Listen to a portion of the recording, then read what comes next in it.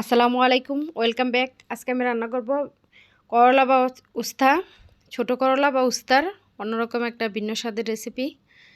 প্রথমেই আমি উস্তাগুলোকে কেটে নিয়েছি। এখন লবণ দিয়ে 10 মিনিটের জন্য মাখিয়ে রেস্টে রেখে দেব। এখন আমি 10 মিনিট পরে দেখেন কিভাবে পানি বের হয়েছে। এখন ভালোভাবে ধুয়ে পানি ঝরিয়ে নেব।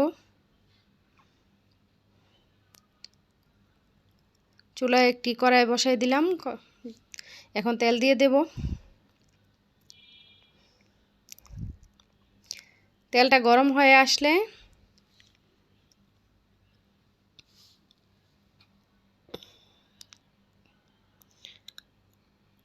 উস্তা বা ছোট করলা যেটা আছে ওটা দিয়ে দেব। ভালো করে ভেজে নেব। এত বেশি কড়া ভাজতে যাবেন না, একটু হালকা ভাজবেন। একটু হলুদ দিয়ে দেব।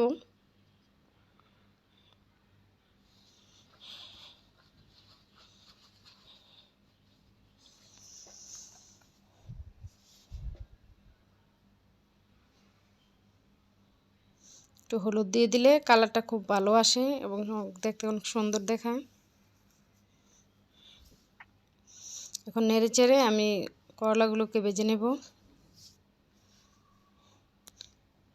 যারা কখনো খাননি তাদের কাছে এটা খুবই আনকমন এবং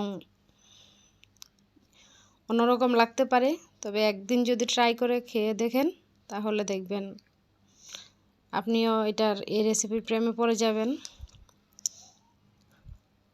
করলাটা কিছুটা ভাজা হয়ে এসেছে। এখন আমি করলাটাকে আস্তে আস্তে উঠিয়ে নেব। ভাজা হয়ে এসেছে। করলাটা উঠিয়ে এখন আমি আলুগুলোকে দিয়ে দিলাম।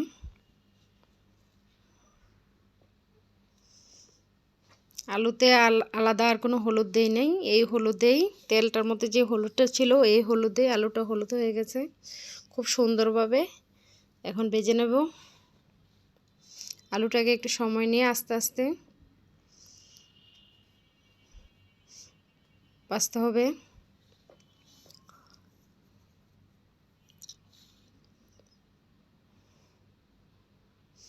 আলুগুলোকেও উঠিয়ে নিচ্ছি।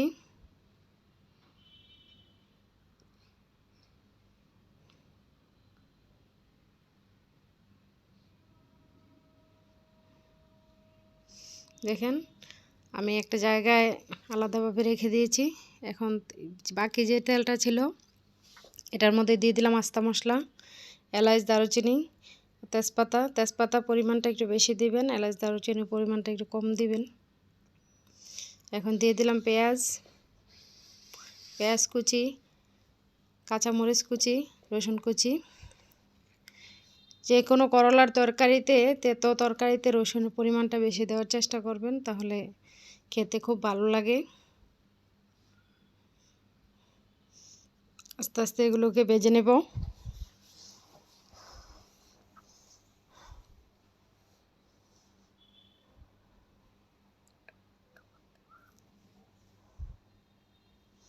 এখন দিয়ে দিলাম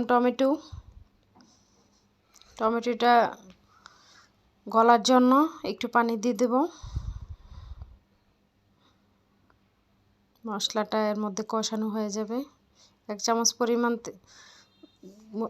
চামচ পরিমাণ লবণ দিয়ে দিলাম 1 চামচ পরিমাণ হলুদের গুঁড়া।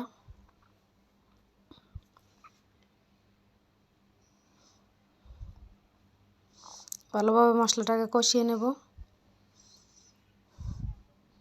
জিরার গুঁড়ো দিয়ে দিলাম 1 চামচ। মশলাটা আমার কষানো হয়ে এসেছে। এখন আমি ভেজে রাখা আলু আর করলাটাকে দিয়ে দেব।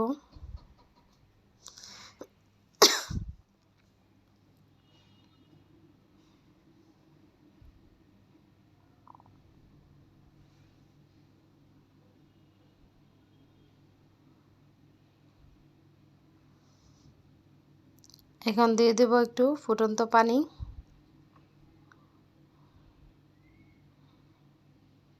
অবশ্যই গরম পানি দেওয়ার চেষ্টা করবেন।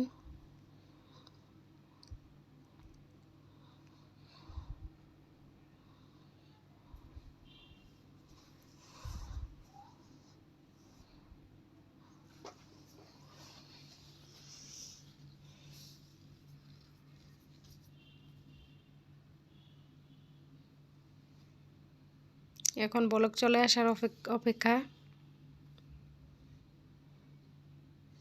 বলক চলে এসেছে, এখন আমি নেড়ে চেড়ে দেব। আলতো হাতে নেড়ে দেবেন, নেড়ে চেড়ে দিবেন একটু পর পর, যেন মশলাটা পাতিল